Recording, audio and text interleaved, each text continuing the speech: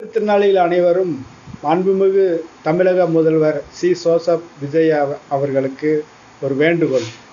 தமிழ்நாடு மாற்றுத்திறனாளி குடிசை மாற்று வாரியம் சென்னை, அதில் ஜி செக்ஷனில் இருக்கிற அலுவலர் ஒரு அம்மா போய் வீட்டுக்காக மனு கொடுத்துருக்காங்க. அது என்னன்னு கேட்டதுக்கு, நீங்கள் போய் மோடிக்கிட்ட கம்ப்ளைண்ட் பண்ணுங்கள், மோடிக்கிட்ட போய் சொல்லுங்கள் அப்படின்னு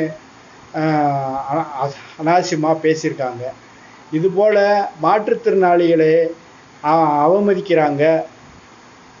அப்புறம் 1100க்கு கம்ப்ளைண்ட் பண்ணால் உங்களுக்கு வேறு வேலை இல்லையா, இதே வேலை தானா அப்படின்னு அவங்க பேசுகிறாங்க.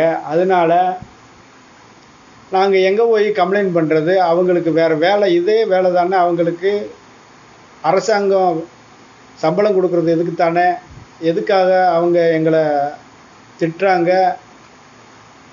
இதுக்கு மாண்புமிகு முதலமைச்சர் அவர்கள் கண்டிஷன் செய்து இதை எங்களுக்காக வன்மையாக கண்டிக்க வேண்டும் என்பதை தெரிவித்துக் கொள்கிறோம்.